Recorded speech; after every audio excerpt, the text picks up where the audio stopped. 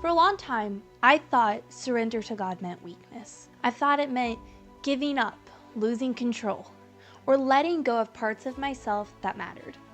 But over time, I started to notice something that I couldn't ignore. Peace always follows surrender. Every time I truly released something to God, really released it, peace came with it. And every time I tried to hold on, control crept in, and peace slowly disappeared. Control has always been something that I struggled with. Not always in obvious ways, sometimes in quiet ones, wanting things to go a certain way, trying to manage outcomes, holding on just tightly enough to feel safe. But I've learned something important. God can't change what isn't released. Control doesn't protect transformation, it blocks it. Now, there was a season when I felt completely exhausted, not because I wasn't doing the right things, but because I was doing them in my own strength.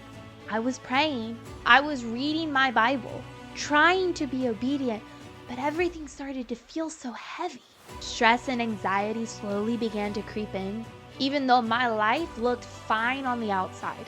And without realizing it, my relationship with God started to feel more like a performance. I was doing things for God instead of depending on God. And that's when it hit me. Obedience without dependence still leads to burnout. If God gives an instruction, He also has to be the strength behind it. Otherwise, we're just carrying something that we were never meant to carry alone.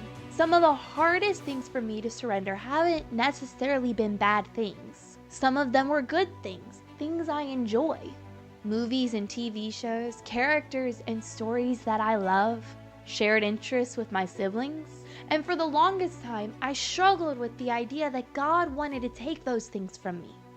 But what I've learned is this: good things become harmful when they take first place.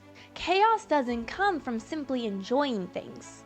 It comes from God not being first in your life. Surrender isn't a one-time decision. It's daily, choosing God's leadership again and again, even when it feels uncomfortable, even when it means reevaluating things that I have found myself attached to. I also had to learn what surrender isn't. Surrender is not quitting. I was raised with a no-quit mindset. So for a long time, surrender felt scary. I thought it meant losing everything I enjoyed, or becoming completely disconnected with the world around me. But in seasons where God asked me to let go of certain things, I began to realize something. God wasn't trying to take joy from me. Surrender doesn't remove joy, it recenters it. He was simply trying to reshift my focus. God doesn't want to eliminate the things we love. He wants to remain the center of our love. For a long time, I also misunderstood dependence on God. I thought dependence only meant calling on Him in case of emergencies, only in hard seasons, only when I didn't know what to do. But then I thought about how I depended on my parents growing up. I didn't just depend on them when things went wrong. I depended on them daily for guidance, for safety, for provision, and I realized that God desires that same closeness. Dependence isn't conditional, it's continual. God doesn't want to be my last resort. He wants to be my constant. There are moments in my life when God will show me that I am no longer depending on Him. And usually, the sign is simple: a lack of peace. And I'll be honest, I didn't always listen to that. Sometimes I pushed it away thinking that discomfort was part of the growth.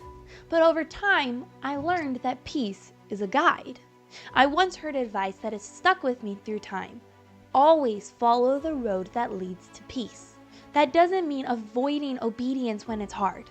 It means paying attention to what God is doing in your spirit. Because when I'm trusting Him, really trusting Him, peace shows up even in uncertainty. Something shifted in my heart when I stopped relying on myself. Pressure turned into peace, striving turned into rest. I stopped trying to manage outcomes and started allowing God to lead. And I also realized that I don't have to have everything figured out to start moving forward. I just have to stay surrendered. If you are watching this and you feel tired emotionally, spiritually, or mentally, I want you to hear this. Surrender is not about losing control. It's about giving control to God. And God knows you fully. He knows what's good for you. He knows what harms you, even if you can't see it yet. Trusting God always leads to peace. Not because life gets easier, but because you are no longer carrying all that stuff alone. Choosing surrender is not giving up.